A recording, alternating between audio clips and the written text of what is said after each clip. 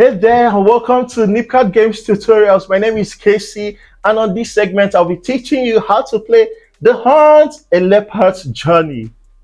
These are 2 to 6 player games that take roughly between 50 to 90 minutes, depending on the number of players for anyone above the age of 9. In this game, players take on the role of spirit guards, guiding their 2 leopards through 4 different habitats to hunt the best animals with the best point to win the game. But before I go further, it's important to say that I do not support the indiscriminate killing of animals, whether for fun or for sport. The Hunt, a Leopard's Journey contains the following mechanics: open card drafting, dice rolling, resource management, resource distribution, set collection, command cards, and movement templates. You know what? Come closer, let me show you how it's played. Games component. The games component includes the following: a beautifully illustrated board that has the 4 habitats, the tree habitat, the air habitat, the land habitat, and the water habitat. On the board also contains the space markers where players leopards can race to go in to be able to hunt, and as well as the resource managers for your strength and for your health in 2 sides. Also contains 7 leopard board that are also for players. This contains the player's personal objective and their resource starter, so how many resources they start in the game, as well as the probability to be able to hunt their personal objective animals in each of the habitats. And they are beautifully illustrated behind. Also, there are leopard button or leopard token that are also color coded with the resource markers: white, white, purple, purple, green, green. We also have 100 illustrated animals, 25 in each habitat. This is for the tree. This is for water habitat. This is for air habitat. Finally, this is for the land habitat. And we have the dice. There are 8 dice in the game: the rich die, the Poachers die, which is a D10, and 6 D6 resource dice. And of course, we have our rule book with graphic images to help you better understand the gameplay. To begin the game, players select their leopard board, including corresponding tokens and buttons. Then players shuffle the animal cards and remove 5 cards blindly, which are not used in the game.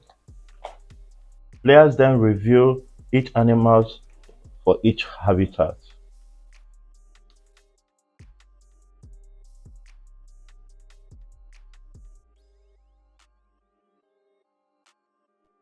Players then place their resource marker on the resources. The green has 0 strength and 6 health, while purple leopard has 1 strength and 5 health. In a round, players must perform 2 out of 4 possible actions and in no order. The first is the move action. This is done by simply placing your leopard button in a space. That determines that you can be able to hunt or stalk from that same habitat. These are other actions that we'll explain shortly. In the move actions, players cannot place 2 leopard buttons in the same habitat. Players can choose to move out, or players can choose to move from one habitat to another habitat. In a 6-player game or 5-player game where all 4 habitats are used,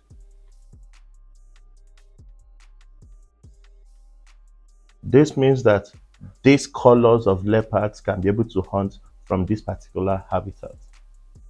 Hunt action. In this case, players can choose to spend the required strength to hunt an animal. For instance, the purple leopard can be able to spend 2 strength and move back to 0 to hunt this raccoon, which requires strength of 2, and place them face down on their leopard board on the particular terrestrial habitat. When this is done, a new card is replaced immediately. Stock action. This is an action where players can look at the topmost card from a habitat deck that they are occupying. They can do this by secretly looking at the card and placing back on the deck, or dropping the card on top of the animal card already displayed on the board. This is strategic because players are forced to hunt the animal the card that is on top before hunting the animal card that is below. Build action. Build action is an action where players roll the dice to generate resources like strength or health. They do this by rolling the rich die and 6 resource die together. The rich die will determine how many players are able to generate resources, while the resource dice are the actual resources itself. Imagine a situation where the rich die is 3. This means that the active player will be the first to take any resources they want in this resource die, and then the player by their left in a clockwise direction. So if a player decides to take a sword that has a 1 on it, it means that they can move their resource marker by 1. If they decide to take a die roll that has a heart on it, it means that they can move their health by the number shown on the die. In a situation where a star is rolled, it means a poacher is standing nearby, and at the end of the player's second action, they must roll the poacher's die and choose one of the habitats where their leopard currently occupying and perform the action. In a situation where 2 stars are rolled, it means that one of the animals that has 2 star symbol in a habitat where the active player's leopard is in must escape. And in a situation where 3 stars are being rolled, it also means that in one of the habitats where the active player leopard currently occupying, if the animal qualifies by having 3 stars, the animal must escape. In a situation where 4 stars or more are being rolled, it means that all animals on the board must escape and new cards are replaced. Poacher's effect.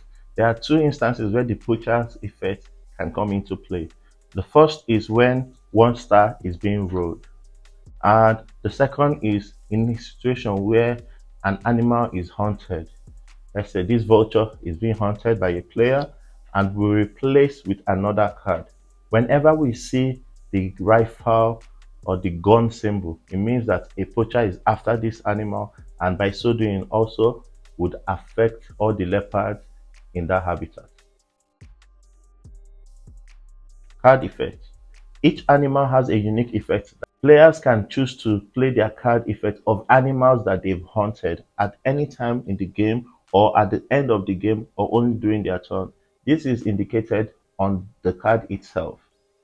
Some card effects can make players discard their card, while some can also enable players to retain the point of the animals at the end of the game. Ending the game, scoring and winning. There are 2 ways the game can end. First is when a habitat deck has been exhausted, both on the deck and in the game itself. The second way is when a player triggers the game to end. And the player can do that when they've hunted at least 10 animals. And when they do so, the rest of the players get to play one more turn apart from them. Scoring. Scoring is done in 3 different ways. One is the personal objective, which each player has on their leopard's board. The second is the main point, which are the points of the animal cards. However, the main points are scored in sets. How do I mean? If a player hunted 10 animals, the player should make sure they hunted 2 at least in each habitat. If the player hunted 5 animals in this habitat, 2 animals in this habitat, 2 animals in this habitat, and 1 in this habitat, to make it a total of 10. During the main scoring, only 1 set will be counted, And finally, the bonus points. The bonus points are extra points that are written on some of the animals. Winning. The winner of the game is the player that has the highest point, which is a accumulation of the main point, the personal objective point, and the bonus point. This is the game of the hunt, a leopard's journey. It is my greatest desire that a lot more people get to enjoy this game around the world. Thank you so much for your time, and I hope you had a good time watching this video. Bye.